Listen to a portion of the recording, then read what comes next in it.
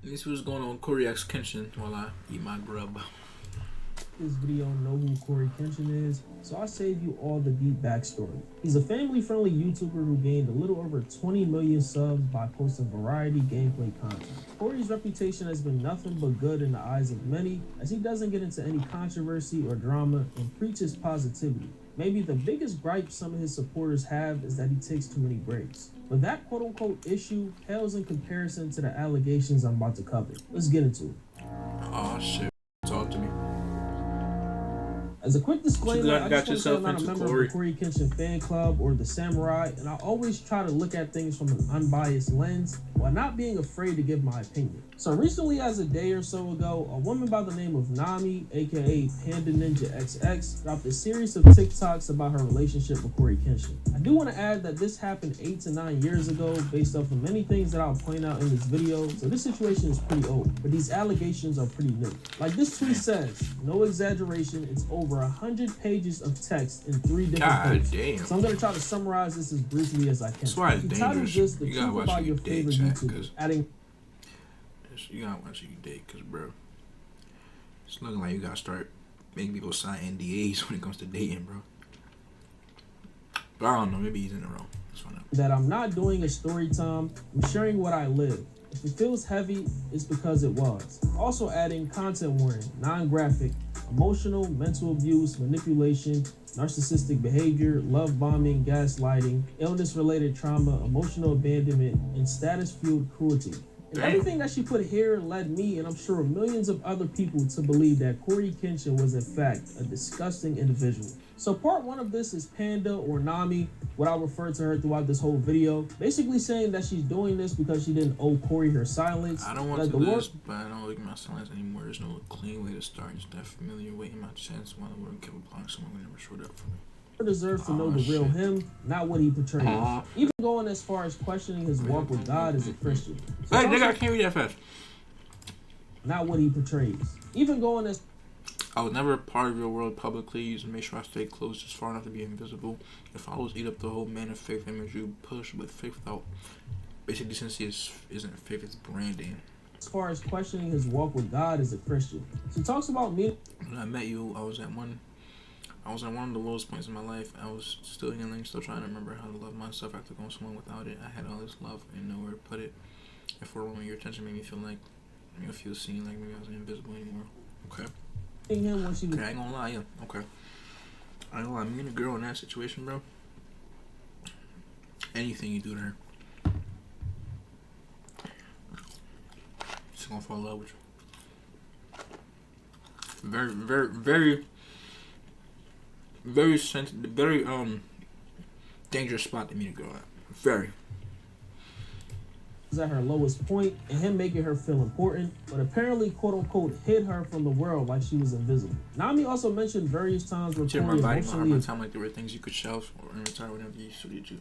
I mean, and retreat whenever you suited you. You know, he kind of treated us like that. His benefit. After initially hearing this part, it gave me complicated, toxic relationship vibes, especially after she hints at Cory cheating on her. Cory said I can't read that fast, vibes, especially after. And the next day, someone told me they saw you in California with another girl. Oh shit. With another girl. I already knew where you were going. You told me that part, but you didn't tell her who he's gonna be with. Oh shit. She hints at Cory cheating on her. Cory said that this girl was his sister when they had a heated discussion. I can't read that fast. Hold on, bro. She hints at Cory cheating on her. Cory said that this. But you snapped at me. You said it was your sister. It got defensive. I wasn't accusing you of shit. I was going the truth. But your reaction said everything, even if it really was your sister. Okay. Girl was his sister when they had a heated discussion, which led to him ghosting her again. Nami went on to say that this affected her. Anytime I tried to speak up, you twisted into something wrong with me. And when I sat alone, replaying every word, breaking myself apart, just trying to make sense of it, they were out here calling you a positive role model. Oh, shit. Confused as to why people consider him to be a role model on YouTube, and questioned many other things. And she ends this part off by saying, this was only the beginning, part 2 comes tonight, and it only gets heavy. In part 2, we see some actual evidence like messages being sent back and forth on Xbox dating back to July 2019. In these messages, after some time, Cory contacted her in hopes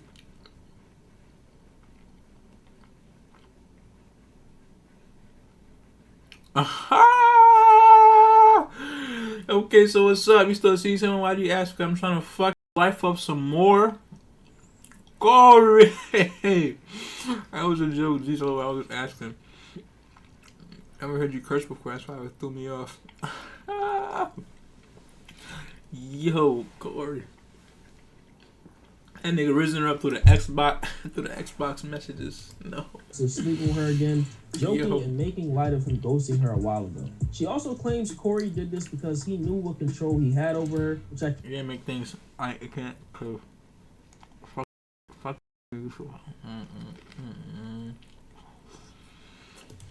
Can't confirm or deny because I wasn't in their relationship, but if what she's saying is true, while it is messed up, this is basic toxic relationship behavior and nothing to write home about. But she says that in doing this, he threw the fact that she got assaulted in the past in her face, knowing that she didn't let anyone have access to her after that trauma she endured, and try to use her for sex. Cory responds that he genuinely loved Nami at the time, but didn't have his life in order. Which is crazy because in part 1 she says that she didn't care if he had money or fame, but proceeds to assume that his life was... Damn, sick fast. Then you had the nerve to say I loved you back then. I understand my shit. Really, if you had the money to plan for not sky, everything you had, I should have been kill us. Oh shit. Perfect because he was rich and famous, which is not the case, and there's so many examples I could use, but I'll be here all day. And by the way, people were saying that these messages were edited, which I can't determine is true or false. Continuing on, Nami says that she was diagnosed with breast cancer around a pandemic, which is really staring at the doctor's mouth, but it sounds already gone, which is just like you're outside the pandemic, you know, against you. Damn, dropping poems. Bad. Cancer is a horrible disease. This made her feel isolated, reaching out to Cory for support, and she shares this single out-of-context text message from Cory where he allegedly said that was the most passive-aggressive cancer reveal ever, LOL. Then she claimed that seeing that text hit harder than the diagnosis itself. Initially, I was like, damn, that's a crazy thing to say about Cory, until I realized that this message was the only part that didn't show both sides of the conversation. Very sus, not gonna lie. And she claimed that this moment revealed the real Cory and brings his family, mainly his mother, into this, saying that she had a similar experience with cancer, so he should have treated her better, which is a crazy thing to even bring up. On to part 3 where Nami says that there are I'm hearing a lot of her side. I need to hear, you know what I'm saying? So I like to hear both sides, you know? I ain't room for Cory, I'm just saying, man. The other woman Cory hurt in the same way. She continues to talk about why she brought this to the internet, citing that she wanted him to feel the weight of his action. After part 3, she posts a clip that had the internet in a frenzy, a clip where Cory says that he did something to her in her sleep, and the caption on the video shows the reaction she intended the video to have. I'm still on. I'm still on. Then I woke up again and it was off. Did you watch me sleep? Did you watch me sleep? Yeah, I actually did something to you while you were asleep too. What? I'm sorry. I just got this fetish that I do. You know. What? I didn't hurt you. You're good, right? What you do, Cory? Don't worry about it. Cory? Yeah. Cory, what did you do? Do not. Look, this came right in my face. I didn't do anything. He did something, and I'm gonna find out on the next episode of Dragon Ball Z, where you going with this? Bro, doing something somebody in their sleep is a very dangerous game, bro. But there's some girls that actually like that, but you gotta make sure they like that first, bro. Like, you can't just, you know what I'm saying? There's a conversation that needs to be had, bro. You can't just do that shit.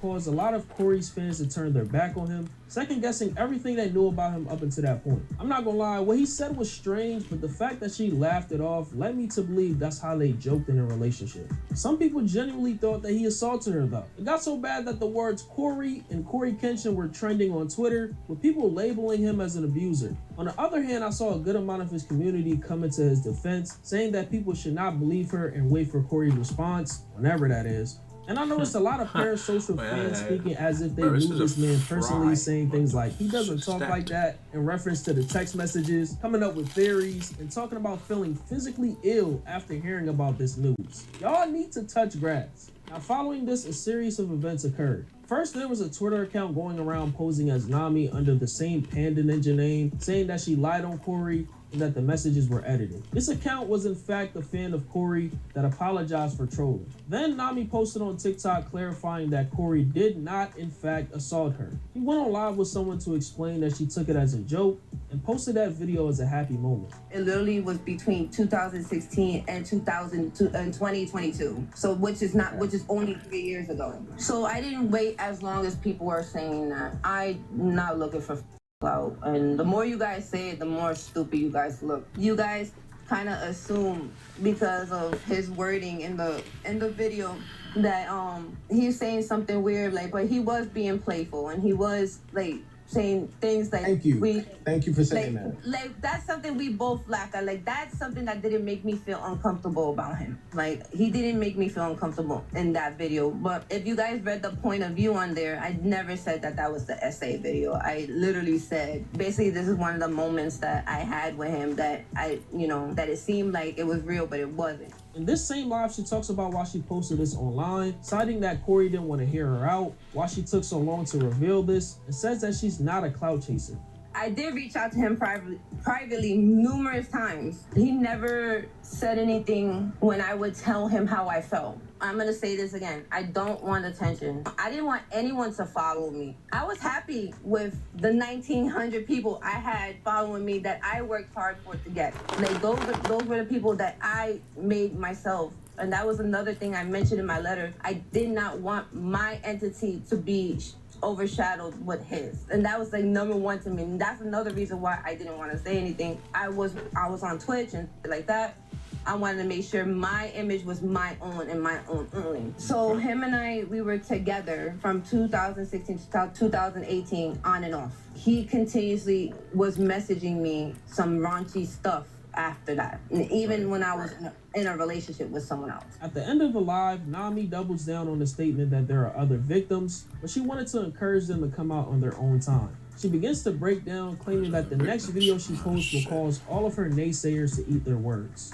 I wanted to be the stepping stone, like, if anybody else wants to come out, like, if it's up to them if they want to come out with their truth, because I can't force them out to what their truth. It's up to them if they want to share that. Yeah, but then if they never come out, now is like a thing of like, you've insinuated that there's multiple people that he has hurt. And if they never come out, now that's just in the air forever. It's still not my responsibility for me to let. But then why mention it? Why mention that? They allowed me to say it. Oh, you've talked to them? Yes, I am close to one of them. Like, some of you are still in high school. You can't even grasp the fact of an actual, or like, feelings and things that happen to people. You guys don't understand that.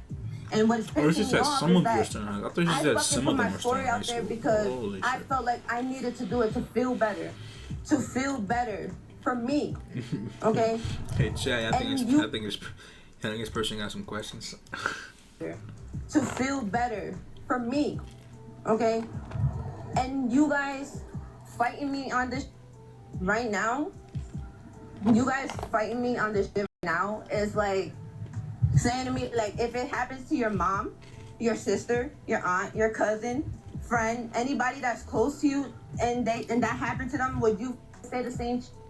Because I am somebody's mother. I am somebody's sister. I am somebody's aunt. I am somebody. I am someone. I am a person with a heart and blood, and I have feelings just like everybody else.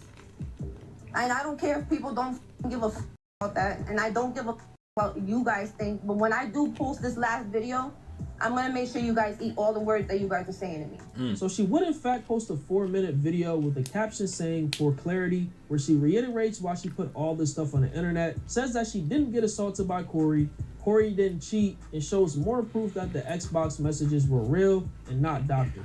I just really want to make this clear that, and this is very important, I'm saying this with all my heart, this was never about defaming Cory at all. It literally was me venting about something that happened to me in the past that did hurt me. I felt at that moment I wanted to share with people that may have similar experiences like I did. So basically what I'm going to show you now is everything pertaining to the situation. This was literally not intended to attack or have attacks towards Cory. So please stop the essay allegations. That is not true, and that's not what I said. There was no cheating or pregnancy. There was no editing of messages. Those were literally rumors that they made you guys believe because they were trying to bring traction to their content. I literally was not looking for follows or attention or any clout. I literally just posted it just from my experience. Well, the thing is, right? As much as she may have not had any ill intent behind this, but this is a very, very this is a very,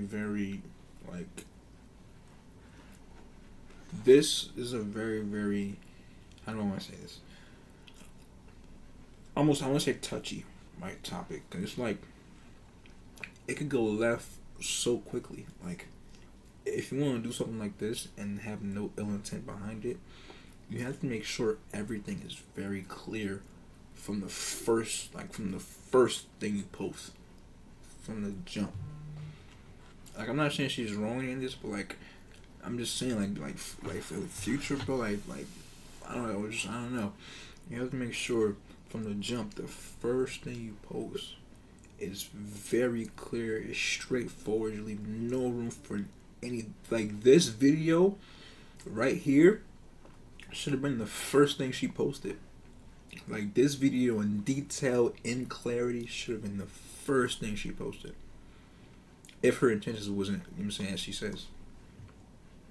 The internet, man, you gotta learn it, man. To heal from my experience.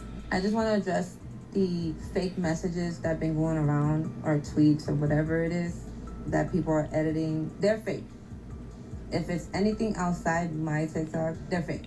People are obviously taking that so they could bring traction to their channel. If it's anything that I need to talk about, it's going to be on my channel. And that's it. Another thing that happened that kind of hurt Nami's credibility in this situation was a former friend of hers by the name of Momo posting a video on TikTok speaking on her character, insinuating that the Cory situation happened around the same time that they lived together, which was around 2017. I had literally just posted a video about my experience with a woman who accused CoryxKenshin of emotional abuse, and found out that apparently you guys managed to figure it out and weasel it out of her within 7 hours that she was lying. Let me add a little bit of extra third-party context here. This is little 21-year-old me and Nami at the time. Notice that the side of her head is shaved. I'm saying this because even though the timeline wasn't confirmed based off of the videos that she posted and the messages that she was trying to circulate not having a timestamp, I'm pretty sure this was around the time I lived with her, if not slightly before. When we did live together, she did very briefly tell me about Cory, but more in we didn't actually date, we just kind of talked, but because he was busy with YouTube stuff, it didn't work out. I never thought anything of that. It's been 8 years. I have never thought about that moment again until just now. And the reason I'm thinking about that just now is because not only did she do me insanely dirty for the 2.5 months that we lived together, and that can be a whole other story time for a whole other video, but while I lived with her, before I even moved out here in May of 2017, she was already actively dating someone, a mutual friend of ours who I will not name because he's not into the drama. It's been 8 years, and then immediately after they broke up, she was dating somebody else, so... Damn. Things just didn't really add up, you know what I'm saying? Not to mention, there's going to be a lot of people who know her and are going to be able to call her out because we had a humongous friend group in K-Town in New York. So really interesting to see how many people are willing to come out and tell you guys that they know for a fact that she's lying because she's just always kind of been a shady person. And it really sucks because it's already really hard to get people to believe women when they accuse someone, even if they have empirical proof. She has just set us back. I don't even know how far. Really disappointing to see that after 8 years you really have not changed as a person, Nami. Damn! Momo dropped another 6-minute. Fuck her up. Fuck her video that has credibility nothing to do with the CoryxKenshin situation, but basically revealing how bad of a friend/person she was and probably still is. Following this, Nami got on another TikTok live saying that she never meant for all this to get blown out of proportion as it did, and struggles to put her words together at times, saying that she hasn't slept much in the past few days. She also says that she had a bad dream about Cory, causing her to turn to the internet to cope, and wants him to respond with his side of things. When he